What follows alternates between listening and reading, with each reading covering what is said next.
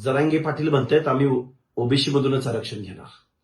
खर तर जरांगेच्या डोक्यावरती परिणाम झालाय. तो मनोरुग्ण आहे.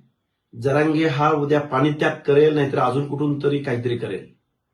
पण संविधान न मानणारा, इथल्या व्यवस्थेमधल्या मागास वर्गाला न मानणारा, न्यायालयाच्या निर्णयाला न मानणारा, शासन प्रशासनाला न मानणारा हा माणूस लोकशाही विरोधी वागतोय.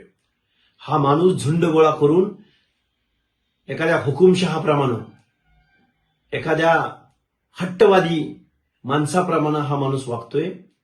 याच्या या वागण्यामुळं या महाराष्ट्रामधल्या अर्ध्या लोकसंख्येचे हक्क अधिकार पायदळी तुडवले जाणार आहेत.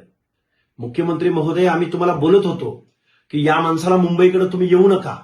या माणसाची हिस्ट्री ही दंगलीची आहे. या माणसाला संविधान कळत नाही, या माणसाला कायदा कळत नाही, या माणसाला लोकशाही कळत नाही, आरक्षण कुणासाठी दिलंय, का दिलं गेलंय हे कळत नाही, याला लोकशाही मान्य नाही.